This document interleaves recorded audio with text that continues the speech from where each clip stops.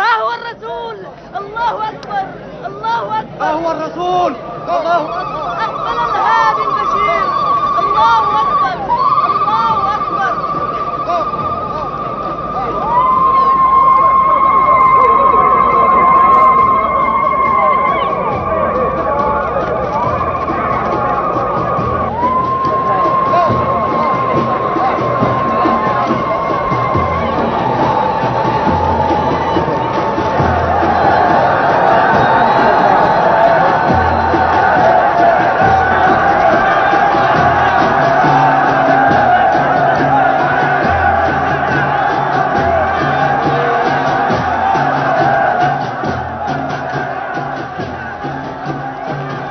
امضي واختبئ حتى لا اضطر الى عتقك ترحيبا بمقدمه.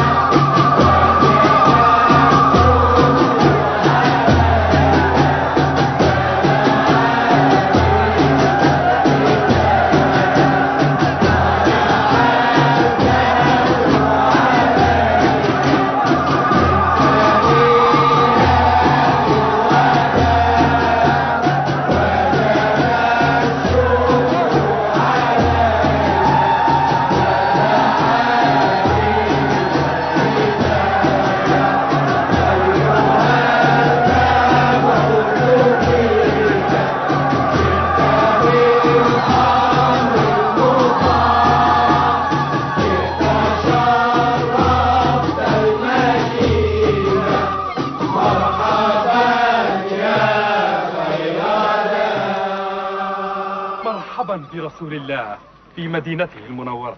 مرحبا مرحبا.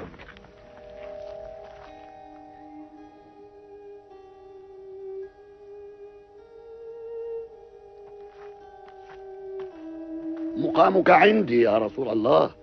بيتي أشرف بيوت يثرب، وإنه لأجدرها بإيوائك إن رضيت. بل في داري يا رسول الله. يا أهل يثرب، يا أهل يثرب، يا معشر الأنصار، رسول الله لا يرضى أن يفضل أحدكم على الآخرين. اسمعوا يا قوم، اسمعوا. رسول الله يقول: خلوا سبيل الناقة فإنها مأمورة. مرحى مرحى. حيثما تبرك الناقة يكون مسجد رسول الله وبيته. على بركة الله، على بركة الله.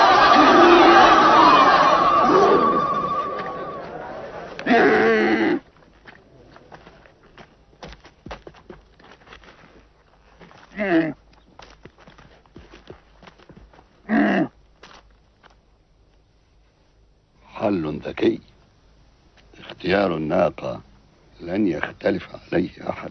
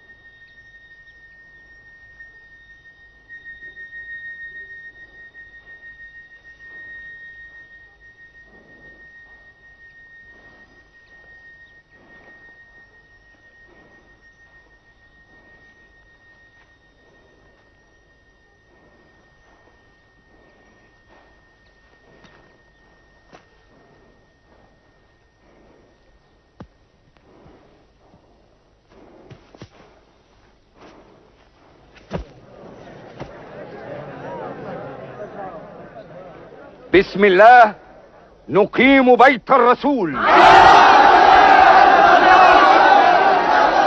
في هذا المكان نبني أول مسجد يعبد فيه الله هنا.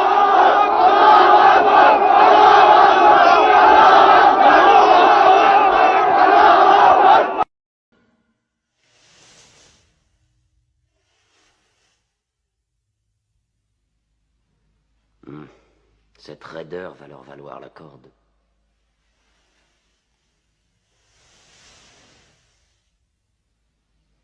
Vous ne vous prosternez pas devant votre prophète? Mahomet est un homme. On ne s'incline que devant Dieu. Où sont les miracles de Mahomet, Jafar? Si c'est bien un prophète, il doit pouvoir embraser le ciel de toutes sortes de miracles. C'est juste en vérité. Dieu a donné à ses prophètes le signe des miracles pour que nous les reconnaissions. Le miracle de Mahomet, c'est le Coran sacré. Un livre, un simple livre écrit par un illettré et attribué à Dieu. Je crois que l'empereur en a assez entendu. Je songeais à la Pentecôte, quand Dieu a envoyé des langues de feu flamboyer au-dessus des apôtres, afin qu'ils puissent parler toutes les langues du monde qu'ils ignoraient auparavant. Mais ce genre de miracle ne se produit plus à notre époque. Merci, c'est suffisant. Vous avez été pitoyable.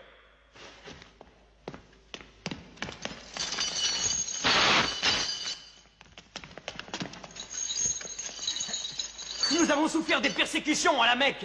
Mahomet nous a dit allez en Abyssinie, terre d'un roi juste, où tout homme est libre de sa pensée. Ce qu'ils appellent persécution n'était que punition bien méritée, leur insubordination. Pourquoi votre prophète vous a-t-il envoyé à moi? Parce que toi aussi tu crois en un livre où Dieu est unique comme nous. Il nous a envoyés parce qu'au fond de ton cœur, ton Dieu nous protégera tous. Parler avec ces hommes, c'est puiser l'eau d'un mirage. Mais maintenant, leurs paroles me créent un devoir de les écouter, mon ami.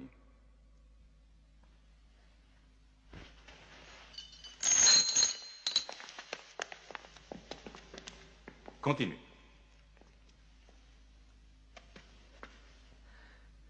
Pendant des années, nous nous sommes prosternés devant du bois et de la terre, des images nées de notre propre fabrication. Nous avons vécu dans l'ignorance de Dieu. Nous obéissions à des lois terrestres et non à des lois divines. Le riche ignore le pauvre. Et la bonté naturelle de l'homme, qui le pousse à relever son prochain quand il vient à tomber, est considérée par eux comme un geste qui trouble l'ordre social. À cause de cette inhumanité est apparu un homme que Dieu a choisi. Et en cela, nous croyons de toutes nos forces.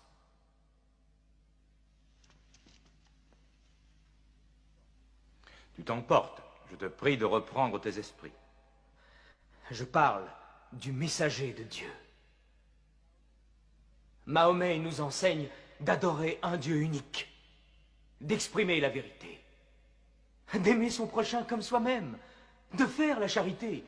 Un simple sourire est peut-être déjà un geste de charité, de défendre la femme contre les abus, de protéger l'orphelin et de nous éloigner des dieux de bois et de terre. Je refuse de supporter plus longtemps de tels blasphèmes. Nous sommes une civilisation très ancienne. Dire que nos dieux ne sont que du bois et de la terre, c'est en parler en complète ignorance. L'idole, la forme, nous ne la vénérons pas. Nous vénérons l'esprit qui est évoqué par leur forme. Je te concède que l'idolâtrie a souvent été mal interprétée au cours des âges. Merci. Et maintenant, revenons-en à ce qu'il dit des femmes. Dieu a bien créé la femme pour devenir la compagne de l'homme. Elle est différente, mais notre égale. Notre égale? Nous nous payons des femmes. Nous les nourrissons, nous les habillons, nous les utilisons, nous les congédions. Les femmes, nos égales?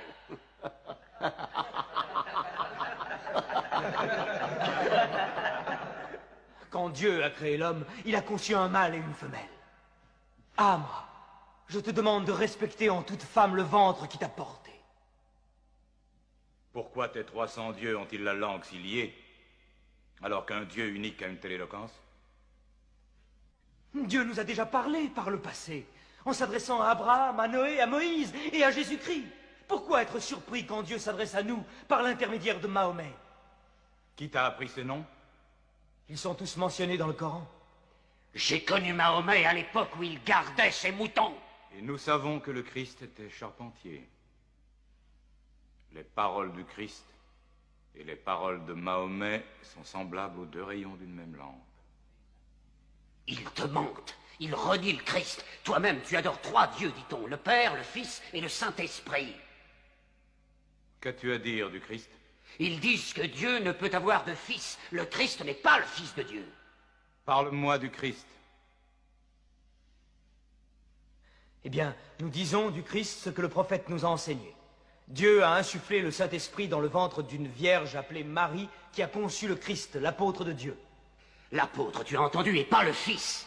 Et ton miracle, ton Coran, qu'est-ce qu'il dit de la naissance de notre Seigneur Jésus-Christ? Je peux citer les paroles? Approche-toi.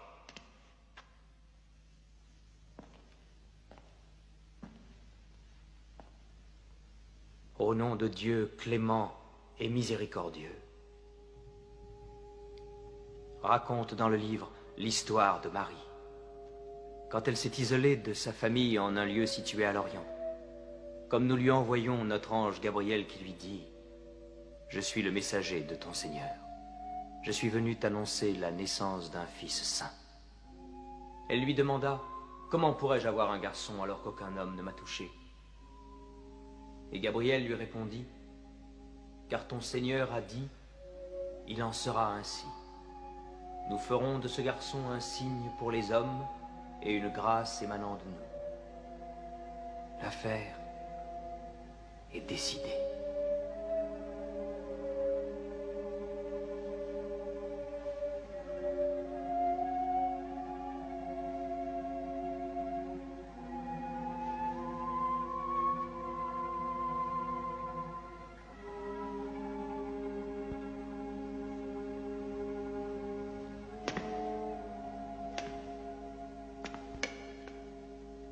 Finalement, la différence entre nous et vous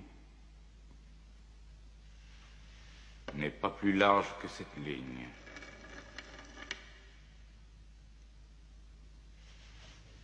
Contre une montagne d'or, je ne te les livrerai pas.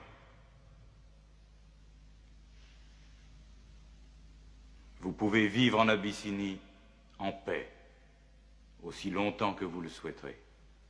Et puisse Dieu vous bénir tous pendant votre retour.